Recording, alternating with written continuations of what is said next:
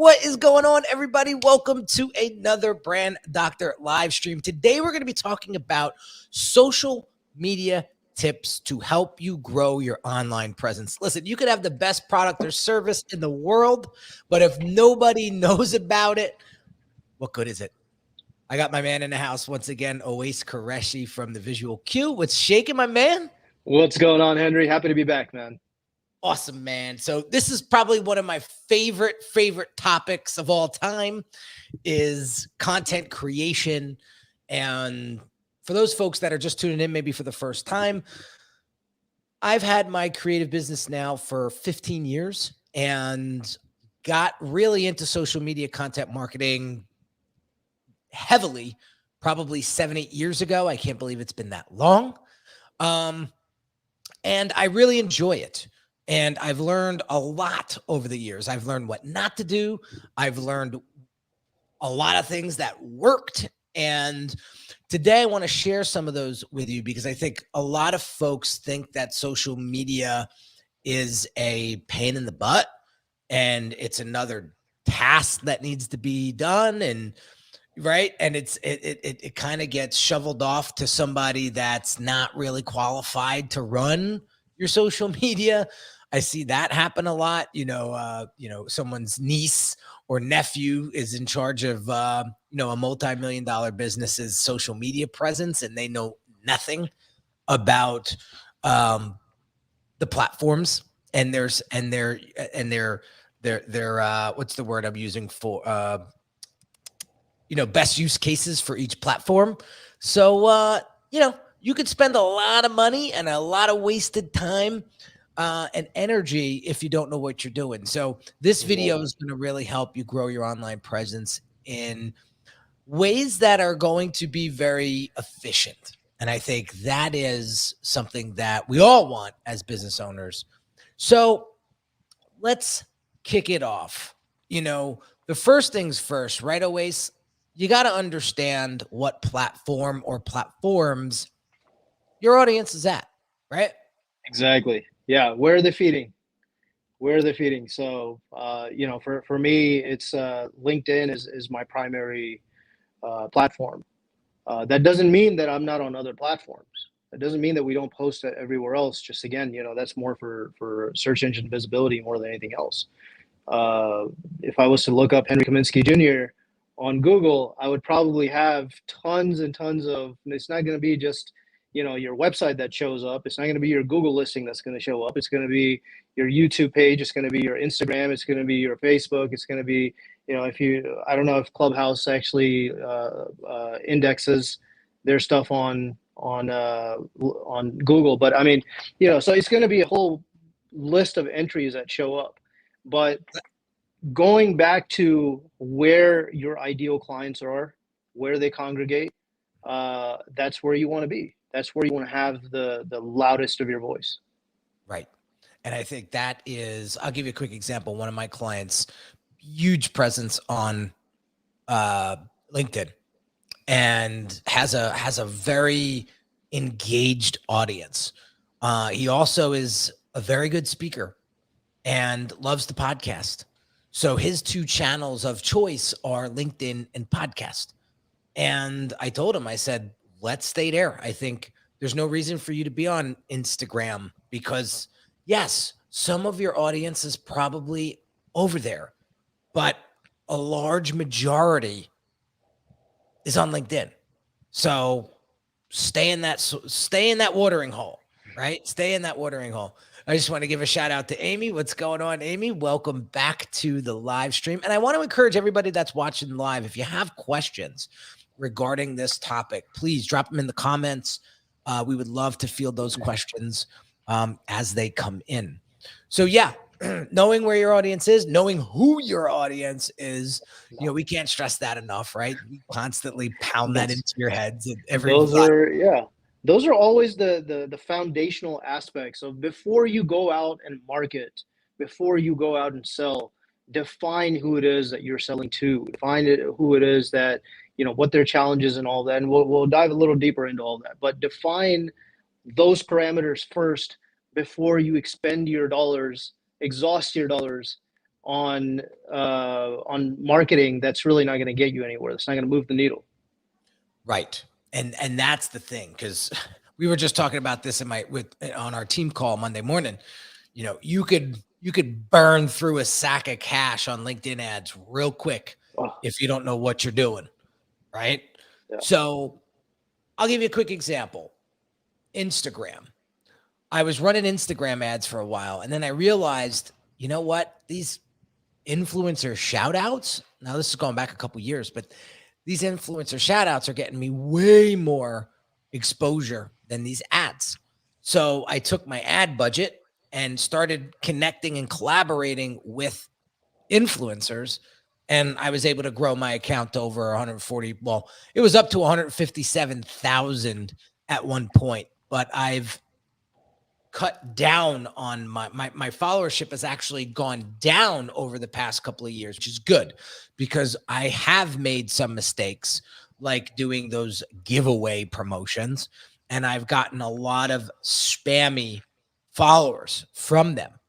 And biggest mistake I ever made. It took me years to clean up. And I think what's happening now is Instagram's sort of cleaning out my follower list and deleting a lot of accounts that aren't existent anymore or are deemed spam. And I watched 10,000 followers just literally go poof, gone. And you know what? I'm happy that Instagram is doing that. So we got a comment here from Pete. LinkedIn seems to be the best platform for any business to find their audience, find professionals and business owners. I find it's where the mature audience is. Yeah, very good point, Pete. Yeah, very good point. It is. So let's talk about how to repurpose content. We have a bunch of cool ideas here on how to repurpose content, right? So let's talk about Instagram for a second. That's where I like to play ball for the most part, although I'm kind of everywhere, like Awais said. But one way that you could repurpose Instagram Reels is to turn them into Pinterest story ideas. Now, I'm not a big guy on Pinterest, but I heard that Pinterest is like the silent weapon that a lot of marketers are using to get attention back over to their website because all the posts are clickable and all the posts are linkable. I just want to give credit where credit's due. A lot of these examples that we're going to be talking about today are from a guy on Instagram called Marketing Harry. This guy, I've been following him for a while, and he comes up with a lot of cool pieces of content. And so I said, you know what? Let's use a couple of them in today's video. Okay. So I just want to give credit where credit's due. Yeah. Yeah. But yeah, have you heard of that? I've never heard of that. Taking Instagram. This is the first time I'm hearing about it. This is, again, I know that this is a strategy for a lot of SEO teams. Of course, again, they're also trying to create, or even social media teams, they're trying to create omnipresence for their clients. So, like you said, maybe it is a stealth move where they're just, again, creating some additional presence for their clients' brands. And the fact that it's able to help them relay that traffic out to their existing website, that's big, because I know, LinkedIn particularly, they frown upon that, and the algorithm will actually downgrade that post. Right. You were talking about that behind the scenes. Yeah. They want you to stay on the platform. A lot of these platforms want you to stay on the platform. Exactly. So if I created my own social media platform, why would I want traffic to go out of my platform? I want more user base there. Right. Yeah, so true. It doesn't make sense, but I mean, again, it makes sense why they've created that sort of a rule. But if you're able to use another platform that's allowing for that to happen, by all means, do it. Yeah. So Pinterest to be one of them. So turn your IG Reels into Pinterest story ideas. Another idea is to take your IG Reels and turn them into YouTube Shorts. Now, I got to tell you, a lot lately. Yeah, that is a huge play in my playbook. And let me just show you something real quick while we're live. I'm going to share screen in a second. Should have had this up, but I'm just thinking about this on the fly. I was like, you know what? So let me share screen.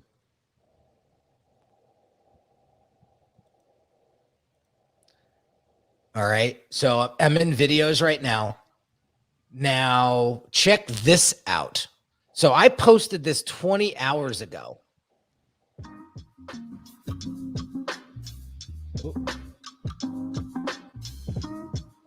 Look how many views. 1,100. So what I found was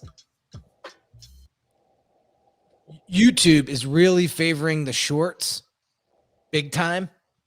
And cut this out, remove, is really favoring the shorts. So I've been putting my reels and into YouTube short format and getting a tremendous amount of reach on YouTube, which is growing my YouTube accounts very slowly but surely.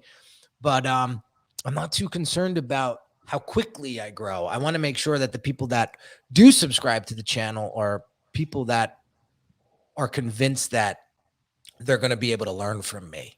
Yeah. And eventually business. Yeah. And to add to what you were saying about YouTube favoring the shorts, it's YouTube favoring the viewer behavior.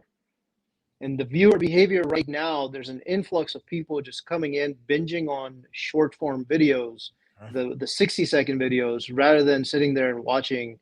I don't even know how, I don't know if you've monitored your own viewer behavior. When you're going through YouTube videos, are you fast forwarding some of those videos? I found myself to be doing that. Yes. So, even if it's a 10-minute video, I'm fast forwarding. Okay, well, what are the highlights of this particular video, right? So that's what's happening with many of the viewers, and that's why you're seeing this show up more and more in your feeds. And Peter has a great point. You could thank TikTok for the shorts. Yeah, I mean, you could also thank TikTok for the lack of attention span.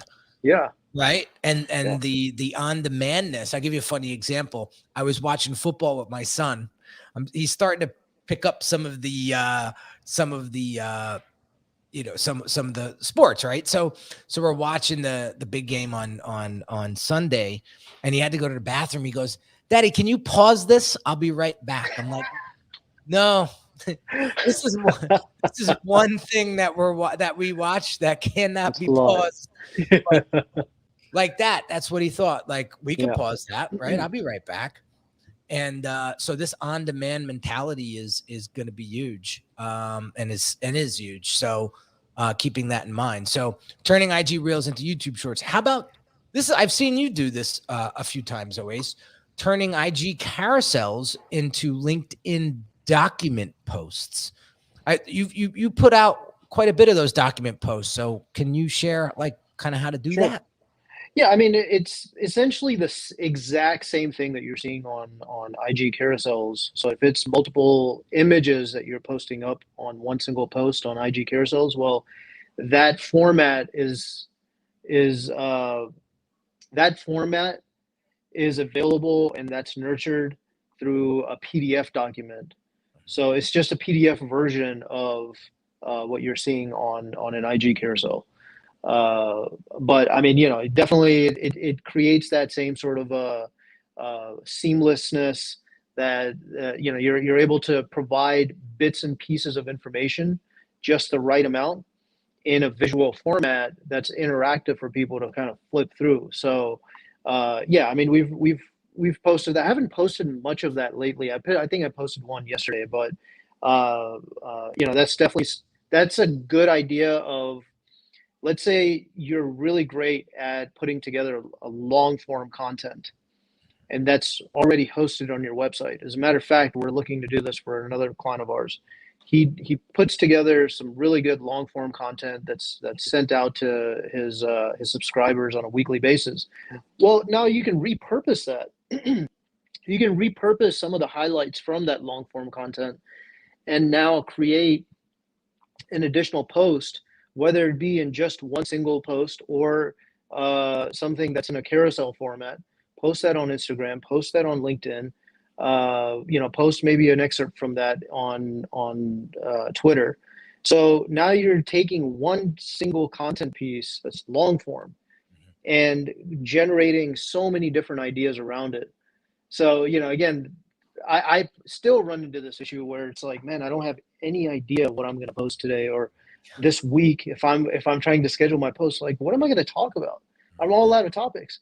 Go back if you're great at putting together uh, even small little content pieces. Go back and revisit that and see how you can rephrase those. Yeah, see, I consider these live streams that we do every Monday, Wednesday as long form pieces of content Yeah, because they're about 30 minutes long. And I will download this and then bring it into my video editor and literally take snippets of this. What, somebody said something valuable in these conversations, right? So I'll pull it out and I'll use it on all the channels. yeah, Of that, as a little snippet, and exactly. either I force them back to watch this whole video or just make my point in that little snippet and get on with it. So here's another cool one. Turning IG live collaborations. I do these a lot. I call them Instagram flash classes. And it's very impromptu. I get out on Instagram live. I'll either do them by myself or I will bring on a guest. I have one today at 4:00 Eastern. Guy's launching his new book, and he was like, we were on each other's podcast, and I was like, come on one of my flash classes. We'll talk about it and promote the hell out of the book. So that's coming up at 4:00 today. But yeah, taking these live stream collaborations and turning them into YouTube interview episodes. I didn't think of that. I did not think of that. Yeah. That's a big one. Yeah. How about this one? Turning your IG single images into YouTube community posts. I think a lot of people are still sleeping on these That's these right. YouTube community posts. Yeah, if you're starting to notice, I mean, your YouTube feed doesn't look the same anymore. It's not just all videos. It's and then also what I've noticed is they'll take single images and then still have a caption where they're linking out to a specific video that they want that caption to go to. So it's really interesting. I mean, what's happening there? But I mean, again, when these new features roll out, that is an area of opportunity to tap into early on. Same thing with LinkedIn. Right now, I've mentioned it to you a few times here and there, but I'd definitely like to get your perspective on this, maybe on this call or another. But LinkedIn recently rolled out a feature for newsletters. So all of your existing followers, you can right now send them a request to subscribe to your newsletter. And later on, apparently, this is no longer going to be available. They have to physically subscribe without you notifying them or whatever. Right now, you can send a notification to every single one of your followers. And then let's say if a percentage of that starts following you, well, now you have some followership. You're not starting from zero. But of course, it comes with the fact that you have to continually and consistently create content around that. So now, there's a paradox there. There's a give and take there. Yes, you're being given this feature to create content on LinkedIn, and what's the trade-off there? Well, now you don't that subscriber list. You don't own that subscriber list. So what do you do? Yeah. So I like to leverage the new feature or you don't. Yeah, I like to own my own lists. Because God forbid they do away with that and all of that subscriber is gone. Yeah. But MailChimp and ActiveCampaign and those types of platforms, they're not going to do that to you unless you're abusing and spamming the lists that you've curated. But that's a good question always. I try to build up my list as best I can with the people that I want on it. And we'll talk about that a little bit later on. But I would play that one by ear. I really don't have a solid answer for you. I would say try it, see what kind of momentum you get. And if it's catching on, then, roll with it. but see if you can then take them and get them on an actual list that you own. I think would be, and again, let's call a spade. Even our lists on Active Campaign and those, like, we don't know those either. We don't, Like, yeah. they could go goodbye tomorrow too. They could, yeah, Yeah. exactly. So, But you know, again, we can always download that database and back it up on right, on a regular basis.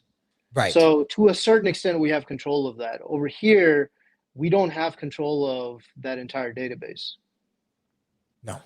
So And that's where, yeah, that's where I was trying to get at. And I was like, okay, well, what do you do in that regard? But okay, so going back to the social media posts and how to stay, you know, again, just some social media ideas. Again, if you notice, the theme around all of this is taking long form content and turning it into some other piece of content and just continuing to repurpose. Continue. That doesn't mean that you constantly keep copying the same thing over and over again, but you can always rephrase, you can always repurpose. right. There's one piece of content can turn into 5. Right. And to that point, right? I think using the features of the platform is going to help you gain and increase that reach.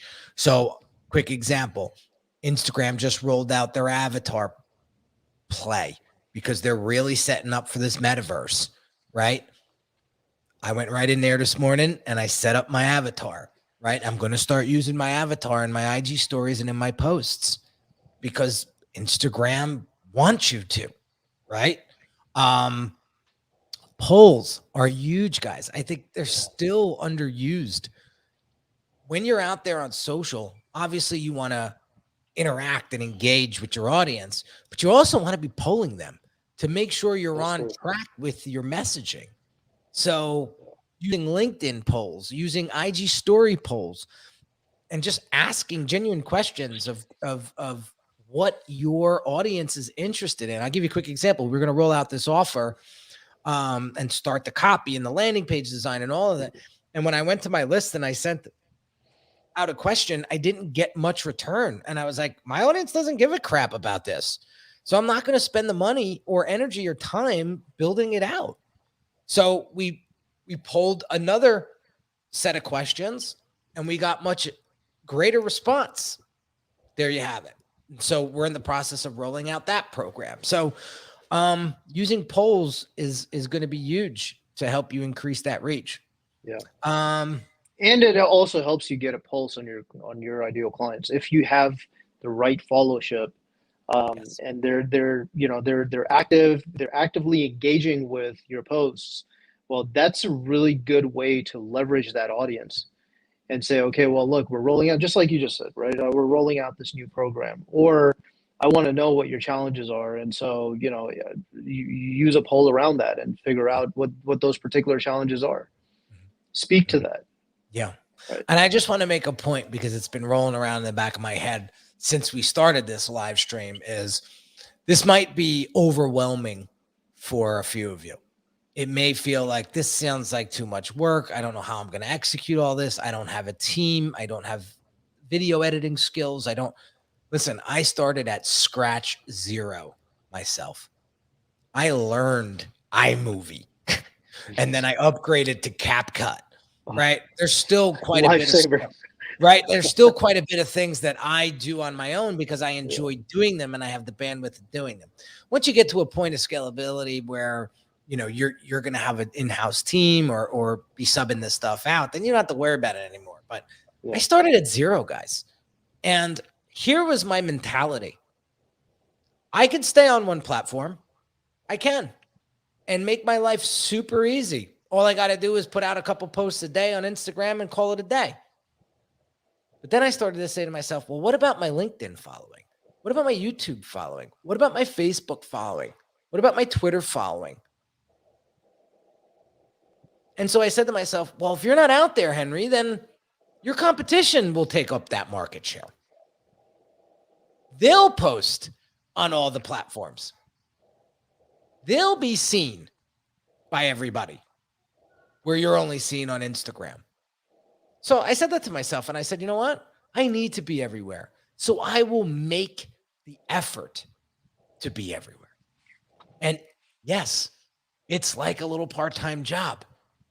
But guess what? I found the resources, I found the tools, I taught myself, I've hired it out. Some of the heavy lifting in the video editing space, I don't do. I have a team that does it for me and for my clients. So, you know, some of the stuff I know not to touch. But the point I'm trying to get is, listen, you don't have to do any of this. But you bet your tail that your competition will. Exactly. So if you want to compete, then you got to get in the ring. And I'll say it like that, and then let's continue. So let's get into some of the other ones. So here's a couple extra bonus ones here. You know, turning IGTVs into Facebook video posts and turning your IG Reels into TikTok videos. Very similar to what we kind of talked about before. So I don't want to spend too much time on that stuff. But let's talk about, with the time we have left, I don't want to go too far over, about, all right, what are we doing in our content? Right? What are we giving in our content that's going to get people to take action? So wait, hit them with a couple. I'm going to skip to the fifth bullet because that resonated with me the most. Dude. Which was give them something to stir emotion. Guys, this is the single biggest theme that you should always think about, is how to stir up emotion. Yep. Because what they feel is what they're going to buy. Your post might look visually attractive, but it doesn't relate. If they can't relate with it, doesn't resonate with them, they're going to move on. That's it. It's not going to be memorable, right? No. It's not going to be. It'll be another Me Too brand, right? Yeah. And that's what we don't want. You know, that's what we don't want. That's why I say infuse as much personality into your messaging and your content as possible. I always use like the Italian Marone post, right?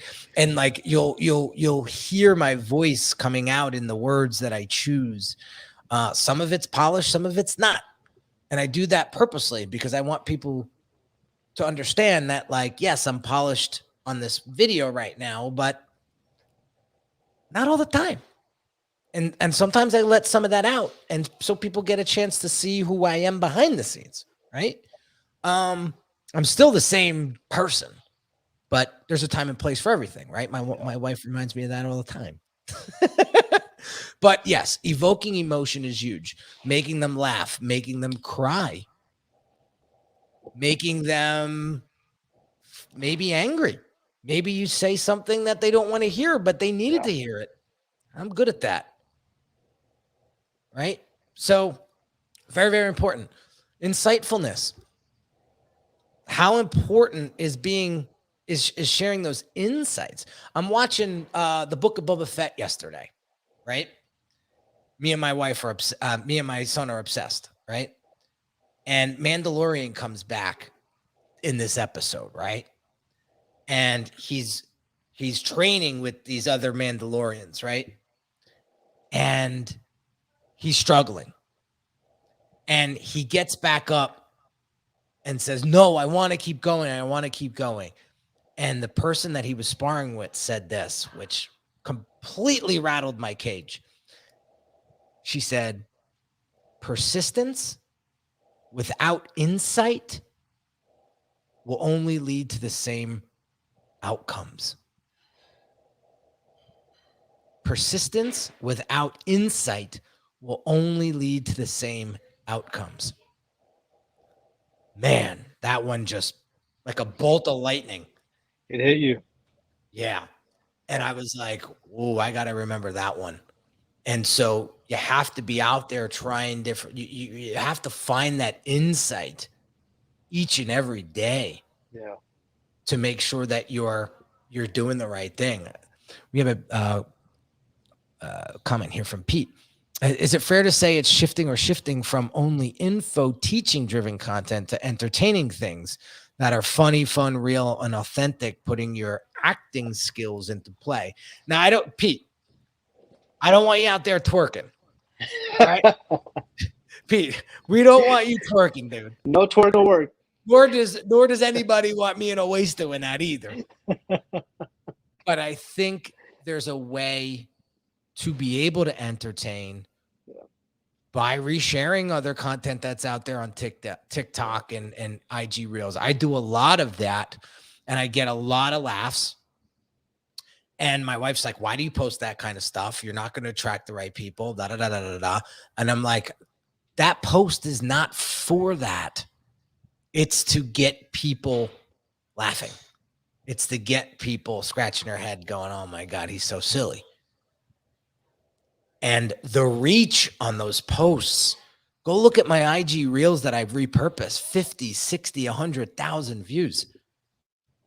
They're used for one reason: increase my reach, increase my exposure. And I've been leveraging the crap out of that strategy for about a year now, and it's been growing ever since. What do we got here? A couple more, and then we'll wrap up because we're getting over the 30-minute mark. But give something people could do. Tell them, listen, here's 6 ways to level up your social media presence. Go do 2 of them. Yep, go do 2 of them. I'll be happy if you do 2 of these. Yeah. Today, right? Yeah. And give them an actual experience. I think that's the one that I really want you guys to hit home with. We talked about it earlier on Monday's live stream. And add a layer of engagement with that. The gift something for people to do. Add an extra layer of engagement there and say, come back and tell me how it went. Comment on this post. Come back and comment on this post. I'd love to hear how things turned out for you. That's it. And again, Mo Ishmael, a good friend of mine, he's a content creator. He helps people with video content. He talked about in one of his recent posts about how you don't want to talk at people, you want to talk with them. Right. And I said, that's brilliant. I've been saying that for years. You get them involved. That's the buy-in that people want to feel. And then eventually it's going to get to a point where they're going to say, I need you. Invite them. This is something that I struggled with when I first started out last year on these, on these live sessions with you, where I started noticing when we had enough data there available and enough recordings, I started noticing that there was a tonality to my messaging where it felt more like I was lecturing the audience rather than inviting them into the conversation. And so, that needed to be fine-tuned, that needed to be readjusted a little bit, and it took a little bit of awareness around it. But again, when you're putting your message out there, it's one thing to get them to become aware of some of the pitfalls that they might be encountering. However, then you need to invite them along with you on the journey. Right. And I think that's where marketing and branding in 2022 and beyond, that's where it's going, guys. Yeah. It's going to a much more collaborative approach. And a lot of the younger folks, the millennials, Gen Zs, Gen X, like those types of folks, they want that. That's what they respond to. That's what they respond to. And I talked about that in previous live streams. They're going to be our clients, if not already. So we got to set the tone for them. We got to set ourselves up for them. Right. And rock with it. Because I think once they get and feel you, it's end of story, and they'll be around forever. They'll always come back to you so long as you give a great product and service and experience. Right. So again, this is what I do, guys. We help people strengthen their online presence, whether it be through design or through messaging, branding. And so if you're struggling with this, if you don't have the right strategy, you're not getting the results that you want. You can't put your finger on what the hell you're doing wrong. I highly recommend you take the time and put a little investment back into yourself and your business and book a brand assessment with me so we can dive deep into what the hell's going on and how can we fix it and come up with the right approach instead of just throwing money into the ether and crossing our fingers that it's going to work. So that's all I got, guys. Oasis, any parting words before we wrap up? No, just like how we started this conversation, know who your ideal clients are and lean into that. You and I were talking about this offline. One of the posts or one of the topics that you should routinely discuss is who you work with and who you are not going to work with. What are your non-negotiables? Yes. Routinely talk about that. And we'll have a more detailed conversation around that. But I think it's worth mentioning on this particular session that should be one of your topics to discuss. Maybe we do next week's theme all around that, because I'm very much keen to talking about that at this point. Yeah. And you really got to pay attention and call out the people that you don't want to work with as well as the people that you do, because Absolutely. Those people that, like the entrepreneurs and the get rich quick and the gurus. Yeah. Or the ones, again, it might not be that they're just in growth mode but they don't have they just don't have their stuff together in their back end to be able to ensure that how you're working with them and the way that they're buying from you is actually going to be a successful transaction, is going to be a successful outcome.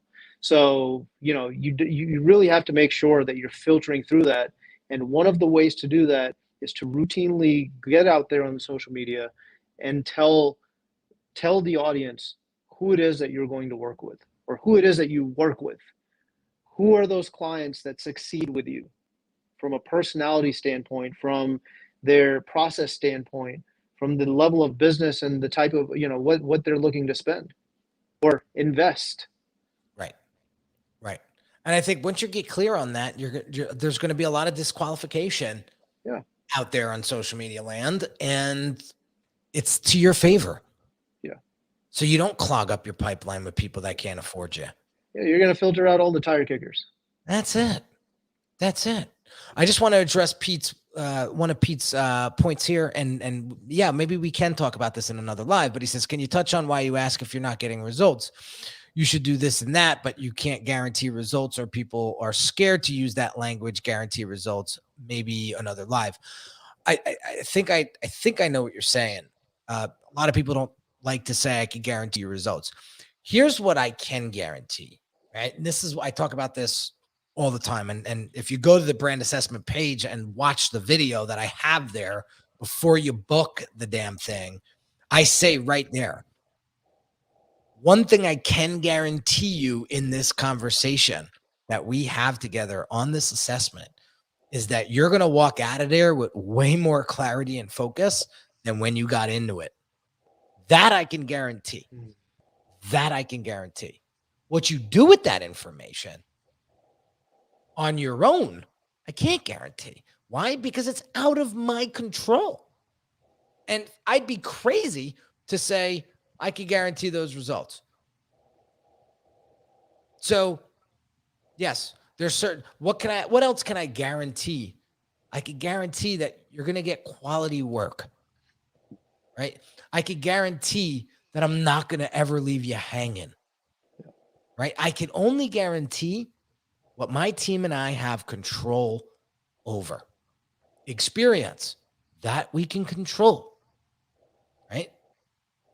But if I give you, right, we talked about this before, always. I give you the keys to the Ferrari and you drive away and you wrap it around a pole, I can't control that. Yeah. And it's the same thing with, Pete, you do websites. You give somebody a killer website, they give access to some clown that doesn't know what they're doing, and they motley crew the whole thing. That's not on you, Pete. You delivered the goods. Yeah. So Yeah. I think the people that say I could guarantee you 10 new leads this week, I think they're crazy. I don't care what kind of program you got. I think you're a little crazy. Yeah, they're in a different line of business. But yeah, look, I mean, again, if you're building the business tool, if you're in business to build and give your clients some sort of a business tool, what they do with it is no longer, if you've given them that, you've given them the training around it, and if they're not leveraging it correctly, then it's out of your hands. I think, why are people so touchy on the statement he's saying? Why are people so touchy about guarantees, using the term? I don't know, Pete. The only thing I can think of is they don't want to be responsible for loss. That's the only thing I can think of. Yeah. Assurances. Yeah. Yeah. They don't. It's just like everybody's like sue crazy, right? Everybody's sue crazy. Everybody's getting so offended over everything. It's the same stuff, right? It's the same stuff. Right. So, yeah. All right, my friends. I didn't think we were going to go this long, but all good. Come check us out every Monday, Wednesday, 2 p.m. Eastern. Me and Oasis rock it out. We talk about branding, design, entrepreneurship, positioning, all that kind of stuff to help you generate more of an online presence, help you attract the right clients, to help you elevate your branding and take your business to the next level. So stay tuned. Make sure you subscribe. Make sure you hit the bell notification. You know how to do all those things. Have an amazing day, guys, and we'll catch you on the next one real soon. Take care.